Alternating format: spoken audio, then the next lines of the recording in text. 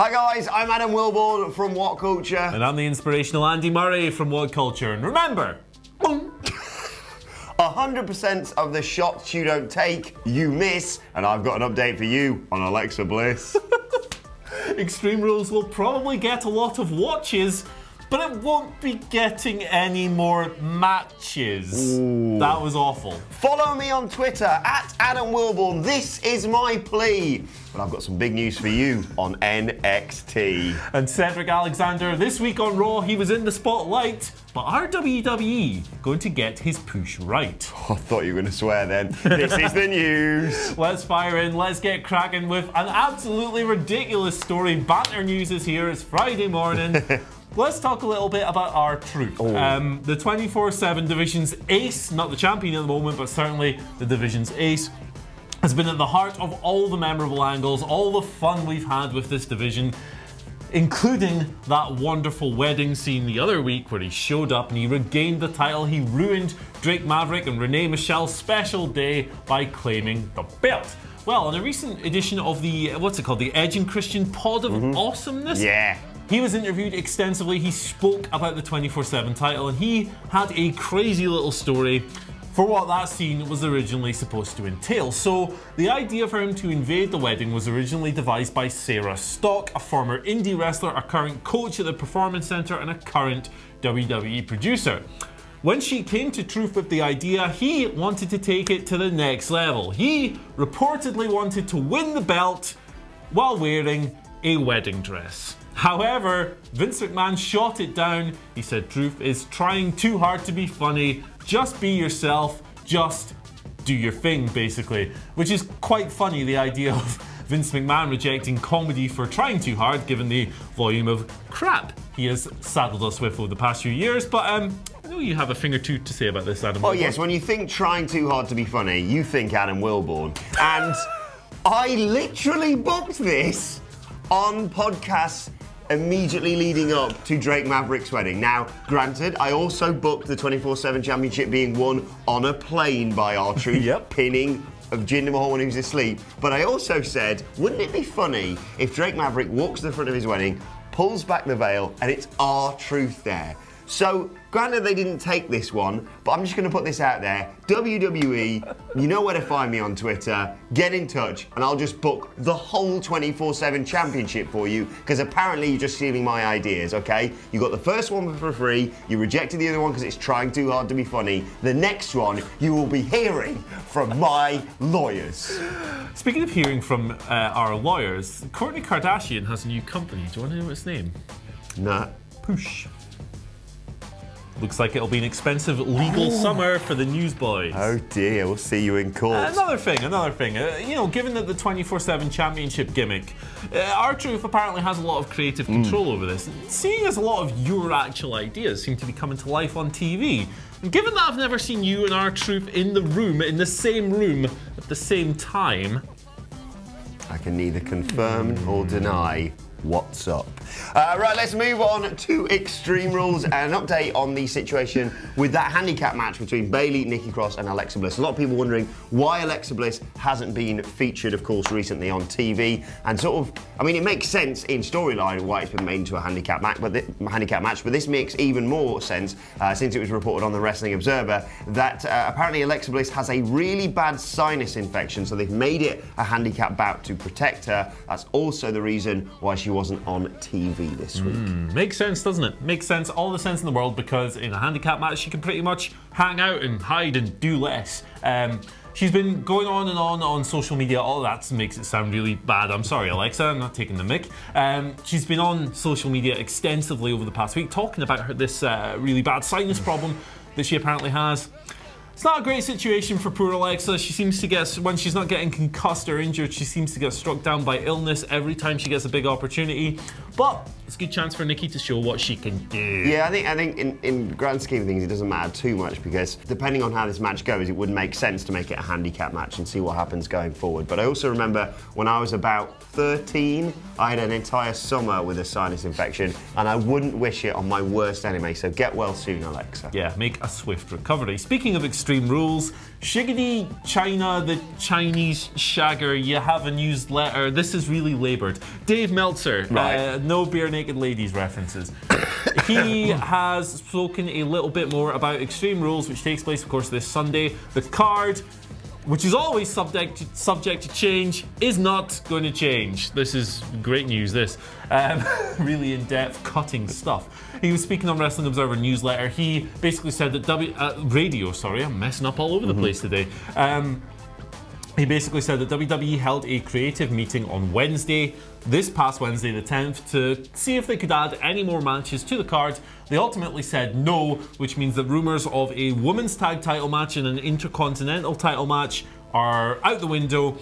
WWE did seem to be setting these things up on SmackDown this week. We saw a backstage confrontation between the Iconics and the Kabuki Bukaki Warriors. And we also saw Shinsuke Nakamura defeat Finn Balor in non-title action, which hints at a title shot, but it's not coming this weekend. We're going to have to wait for those. Good. I think the card right now is perfect as it is. 10 matches, all look really good. I think this arguably could be the best Extreme Rules pay-per-view in recent memory. Yeah. I think, obviously, the Iconics shouldn't defend the titles anytime soon because they're blatantly going to lose them, so the longer we can leave it, the better. And also, I think the Bukaki Warriors celebration at SummerSlam, would be fantastic. And I also think that an intercontinental title match between Shinsuke Nakamura and Finn Balor, considering what we saw on TV, would be fantastic for SummerSlam. And I like the idea of maybe, I'm not saying you do this consistently because it weakens the champion if you consistently have him getting beaten, but have Shinsuke win quite a few matches and Finn go, oh bloody hell, I don't think I can get the job done unless I become the demon. Then you get Shinsuke and Finn's brilliant entrances at SummerSlam and you can either put the title on Shinsuke or Finn retains. I think the card is perfect right now. I'm really looking forward to Sunday, which myself and yourself will be doing a stream for. Will we? Yeah, hopefully anyway. Might show up. Let's also move on now to NXT because some big news coming out again from Dave Meltzer on Wrestling Observer Radio. Now, granted, this could just be Dave just talking and seeing what happens, but he was speculating that NXT could move to FS1 to compete directly with AEW's TV show on TNT. Of course, the general consensus is the fact that AEW's TV show, is going to be called Wednesday Night Dynamite. It's going to be launching in October on TNT, of course. And of course, NXT takes place on a Wednesday night and is arguably the best competition for AEW when it comes to that sort of thing. I don't know whether I want to see this or not because I love both shows. I think it would be interesting. A lot of people after Double or Nothing in particular were like, well, the main roster isn't really AEW's competition. The true competition, because the products are going to be quite similar, is NXT. So it'd be really cool to see how those two shows would fare against each other. Little caveat with this story, it is essentially just speculation. A lot of people will look at this and go, oh, they're talking about Dave Meltzer, that means they believe it. No, it's our job to report stuff like this, and this is creating a lot of buzz. So it's essentially just Dave kind of riffing on something. So please don't get in the comment section and say, but Andy and Adam said it's definitely happening. Either way, I think it'd be a lot of fun. Yeah, it could be very, very exciting. Little Wednesday night war, nice little bit of alliteration there. Let's move on to Cedric Alexander real quick. On Raw, of course, there was that weird angle where he revealed himself as Gary the Goat Garbutt doing flippy-dippy doodads while dressed up as a janitor with a lucha mask on for some reason. Him and Roman Reigns got their asses kicked by Drew and Shane in the end, and then they were like, hey, this is cool. Gotcha. Well, you lost, so you didn't get anyone. Yeah, hold that L. There's some backstage news on this from PW Insider. Basically, they say that WWE were originally planning on using a local enhancement talent for that bit. Presumably, they said enhancement talent would have just got their ass kicked straight up, but they changed their mind at the last minute. They decided that they would give Cedric a little bit of shine, and there's going to be a follow-up on this week's Raw. Keep an eye out for that. Don't invest too much into it, however, because WWE changed their minds every goddamn minute, and also the idea that they've just kind of plucked a Cedric Alexander push out of nowhere is, you know, kind of odd given his lack of usage, but it's good to see. Also good to know, WWE superstar, local enhancement talent, Cedric Alexander. I love him. He deserves so much better than this, but yeah, It was a weird one this week, wasn't it? Right, let's move on to your Twitter questions. At WhatCulture WWE, of course, if you want to get in touch. Fat Momoa starts us off, looking ahead to Extreme Rules, saying, which heel turn would you rather see? Sasha Banks save Bayley, only to turn on her and fight her at SummerSlam, or Finn Balor save Ricochet, only to turn on him and join the club? I would really like to see the Finn Balor one. I know Sasha has been a babyface for the vast majority of her main roster run, and she is better as a heel, I think, but we've never seen Finn as a heel in WWE, and if you go back and you watch some of his Prince Devitt stuff, some of his Bullet Club stuff, that man going villainous unlocks vaults of charisma that you wouldn't think existed.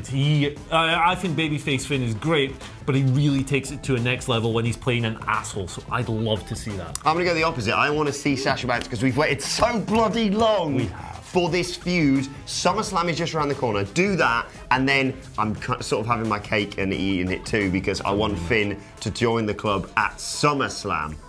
Nice. So we get both that way. Your answer's better than mine. The urgent one, but we'll take either. They both sound great, and I'm really looking forward to Sunday. Steel City Second writes today's second question. He says, the Usos have won numerous Raw and SmackDown championships, and as much as they've reinvented themselves, do you think they would benefit from working in other promotions for a period like ROH and New Japan and having a big return in the future? Ooh, yeah, I mean, I'd like to see them in fresh surroundings. Like, I love the Usos. They're one of my favourite tag teams maybe ever, and I think when you look at their in-ring resume, all these classic matches they've had with teams as diverse as the New Day and the Wyatt family on all those kickoff shows, yeah, no, they're awesome, and they deserve to be mentioned among the best in-ring tag teams in WWE history, but they have kind of run out of things to do. We could have a bigger pay-per-view match with the Revival. That would be really cool.